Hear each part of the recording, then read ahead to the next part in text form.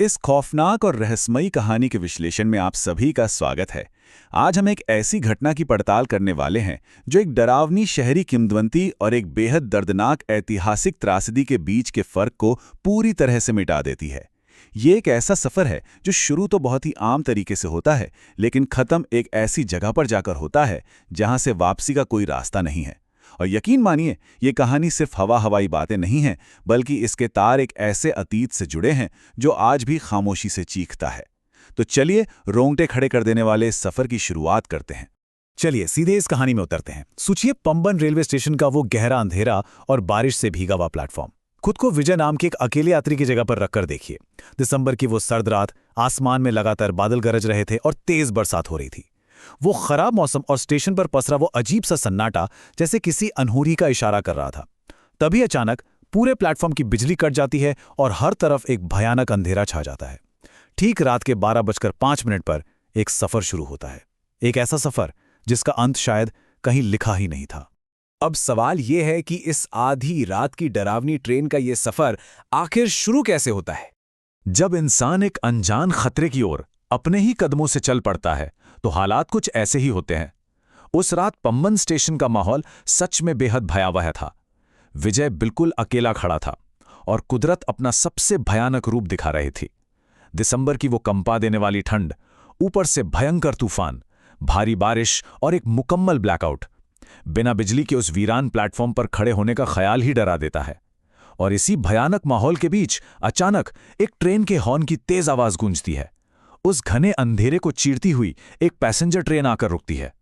लेकिन हैरान कर देने वाली बात यह थी कि उस पूरी ट्रेन में एक भी इंसान नहीं था। सब खाली। अब ये पूरा घटनाक्रम सुनने में बहुत लॉजिकल लगता है ना? अंधेरे में अचानक ट्रेन का आना, मौसम से बचने के लिए विजय का जल्दी से उस खाली डब्बे में चढ़ जाना और फिर थकान की वजह से उसे नींद आ जाना, ये सब एक आम घटना की तरह ही तो लगता है। इसी वजह से विजय को एक झूठी सेफ्टी का एहसास हुआ। उसे लगा कि चलो अब वो सुरक्षित अपनी मंजिल रामेश्वरम की तरफ बढ़ रहा है। लेकिन असल में ये तो एक कभी ना खत्म होने वाले बुरे सपने की बस एक शुरुआत थी। अब यहां पर जो सबसे चौंकाने वाली बात है वो ये कि समय का कांटा जैसे एक ही जगह पर जम गया था। जब बारिश की बूंदों ने विजय के चेहरे को भिगोया और उसकी आंख अचानक खुली तो उसने अपनी घड़ी देखी और पता है उसमें क्या समय हो रहा था? 12:05। बिल्कुल वही समय जब वो ट्रेन में चढ़ा था। अब ये कैसे संभव हो सकता है? उसने सोने के बाद एक अच्छा खासा सफर तय किया था, ट्रेन स्टेशन से बहुत दूर निकल चुकी थी। फिर जब उसने घबराकर अपना मोबाइल निकाला तो उसमें से भी समय 12:05 पर ही अटका हुआ था। ऐसा लग रहा था जैसे उस ट्रेन में समय ने अपनी अहमियत ही खो दी हो। और यहां से ये रहस्य और भी ज्यादा गहरा हो जाता है। जब विजय ने इंटरनेट पर जीपीएस के जरिए ट्रेन की लोकेशन चेक करने की कोशिश की तो एक बेहद डरावनी जानकारी सामने आई। पंबन से रामेश्वरम जाने वाली वो पैसेंजर ट्रेन खराब मौसम के कारण औद्योगिक रूप से रद्द कर दी गई थी। जी हां, कैंसल। तो सबसे खौफनाक सवाल ये खड़ा होता है कि अगर ट्रेन रद्द हो चुकी है तो फिर विजय जिस ट्रेन में बैठा है वो आखिर है क्या और वो जा कहां रही है? सोचकर देखिए, ये एहसास कि आप एक ऐसी स्थिति में फंस गए हैं जिसका कोई लॉजिकल जवाब है ही नहीं, किसी के भी रोंगटे खड़े कर सकता है। जब दिमाग को कुछ समझ नहीं आता तो इंसान इस वीरान स्टेशन के रहस्य को खुद सुलझाने निकल पड़ता है।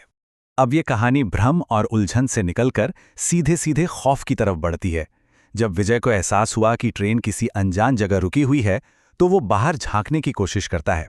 फोन की फ्लैशलाइट जलाकर जैसे ही उसने डब्बे के अंदर देखा, उसकी रूह कांप गई। डब्बे के अंदर चारों तरफ सिर्फ पानी ही पानी भरा हुआ था। खिड़कियों पर बहुत गहरा जंग लगा था, कांच पूरी तरह टूटे हुए थे और छत के पंखे बुरी तरह से मुड़ चुके थे।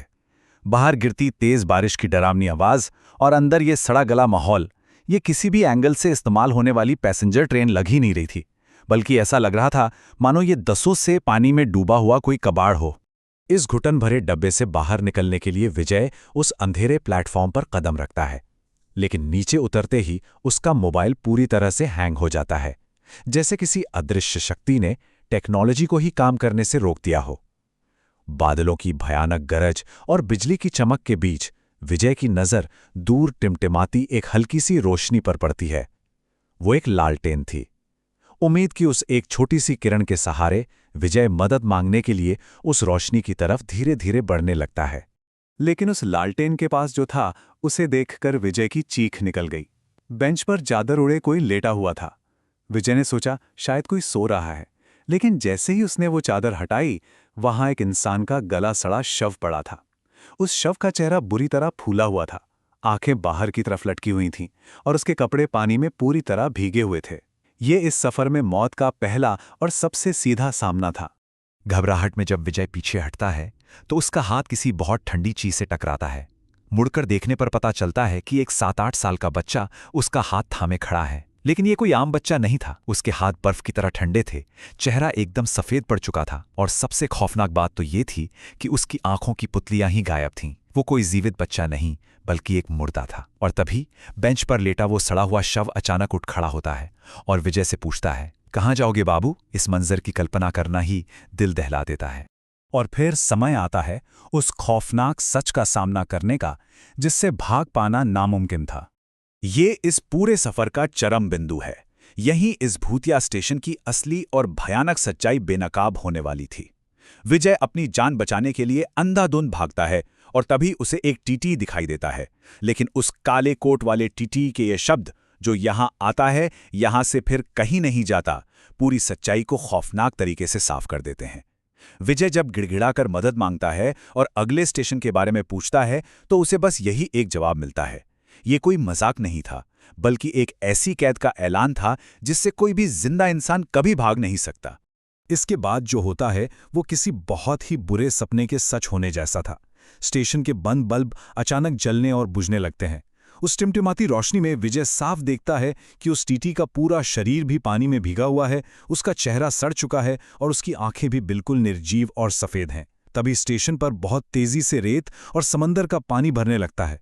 जब विजय बदहवास होकर भाग रहा होता है तो उसकी नज़र स्टेशन के बोर्ड पर पड़ती है और उस पर लिखा था धनुषकोडी। धनुषकोडी। ये पढ़ते ही विजय की सांसें जैसे अटक गईं, क्योंकि ये कोई आम रेलवे स्टेशन नहीं था। धनुषकोडी स्टेशन तो पूरे 50 साल पहले ही एक भयानक तूफान में समंदर में समा चुका था।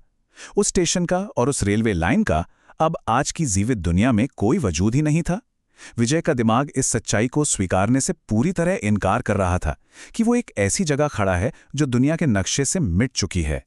इंसान का दिमाग खौफ से बचने के लिए कैसे कैसे भ्रम पैदा करता है, ये उसका सबसे बेहतरीन और भयानक उदाहरण है। भागते हुए विजय वापस उसी ट्रेन में चढ़ जाता है और बेहोश हो जाता है। अगली सुबह जब वो आंख खोलता है तो खुद को रामेश्वरम के एक बहुत ही शांत धूप वाले समुद्र तट पर पाता है। मछुआरे काम कर रहे थे, लहरें शांत थीं, सब कुछ एकदम नॉर्मल था। उसे लगता है कि वो आखिरकार बच गया, लेकिन ये सिर्फ एक छलावा था। जैसे ही वो दूर खड़ी उसी पुरानी जंगखाई ट्रेन के पास पहुंचता है, असल सच्चाई फिर से लौट आती है। वही भयानक सन्नाटा, वही सड़ांध, सब कुछ वैसा का वैसा। उस ट्रेन के अंदर दाखिल होते ही इस कहानी का सबसे भयानक सच सामने आता है। विजय उसी सीट की तरफ देखता है जहां वो कल रात बैठा था। वहां एक लाश पड़ी थी, कपड़े गीले थे, चेहरा आधा सड़ चुका था और जब विजय ने उसे थोड़ा और करीब से देखा तो उसकी चीख निकल गई, क्योंकि वो लाश किसी और की नहीं, खुद विजय की थी। उस भयानक रात के सफर में विजय कभी बच ही नहीं पाया था। उसकी मौत उसी वक्त हो गई थी। इस बात की फाइनल पुष्टि तब होती है जब वो बदहवास होकर समंदर के किनारे दौड़ने लगता है। वो देखता है कि रेत पर उसके कदमों के कोई निशानी नहीं बन रहे हैं। वो चीखता है, चिल्लाता है, लेकिन आसपास मौजूद जिंदा लोग उसे पूरी तरह नज़रअंदाज कर देते हैं, क्योंकि वो उसे देख ही नहीं सकते। जब वो पीछे मुड़कर देखता है तो स्टेशन मास्टर और ट्रेन के सारे मरे हुए लोग अपनी उसी सड़ी गली हालत में हाथ हिलाकर उसे वापस अपने पास बुला रहे होते हैं। विजय खुद एक आत्मा बन चुका था जो अब हमेशा के लिए उसी डरावने स्टेशन पर कैद हो गया था। अब तक जो भी हमने चर्चा की वो एक कोरी कहानी लग सकती है, लेकिन चलिए धनुषकोडी की इस भूतिया कहानी की असलियत को भी समझते हैं।